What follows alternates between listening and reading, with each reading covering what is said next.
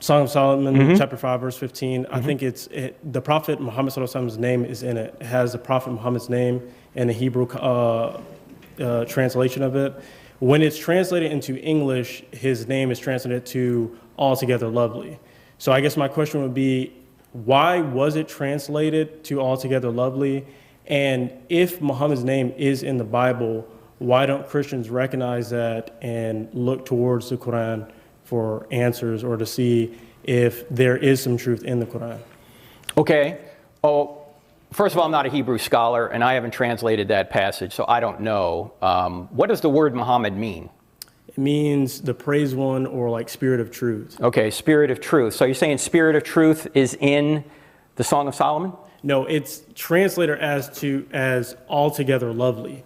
Okay. But if you look at the verse in Hebrew, it has his name, Muhammad. It's not I'd have to look that up. I don't know. So I believe it's Songs of Solomon, chapter 5, verse 15. Okay, well, Song of Solomon, as you know, was written at about 1000 BC. Muhammad was born in 570 AD. So there's a 1500-year gap there. I don't know if it's a coincidence. I don't know if it's the same person. I don't know if it's translated right. I'd have to look it up. But to your second question with regard to the Quran, well, there's a lot of truth in the Quran, just like there's a lot of truth in many other religious writings. But the main difference, well, there's several differences, as you know. The main difference, well, there's several differences, but let's just talk about Jesus for a second, okay? Jesus is said to have risen from the dead. We've been through some of the evidence here. The documents that say that were written in the first century by people who were there and other people who checked it out, like Luke. The Quran comes along, as you know, written after Muhammad dies in 632 AD. I should go this way because that's forward for you. 632 AD. And in Surah 4, verse 157, it says that Jesus didn't even die, much less rose from the dead. He was taken straight to heaven. Maybe somebody like Judas was put in his place on the cross, okay? Now, for Christians and for people that look at the evidence, my question would be, why would you take a document written over 600 years later to tell you what happened when you have documents that were written by the eyewitnesses who were there, and also these documents say that he rose from the dead, and if he rose from the dead, that better explains the spread of the church out of Jerusalem at that time. Why would you take a document written so much later?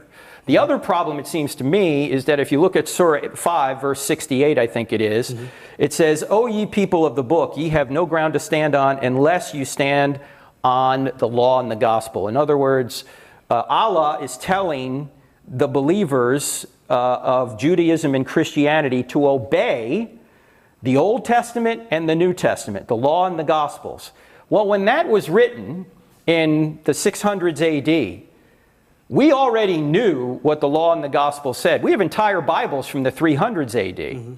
Now, some Muslims will say, well, we can't trust the New Testament because it's been corrupted. Well, if that's the case, why is the Quran telling us to trust the New Testament? We know it hasn't been corrupted from Muhammad's time on.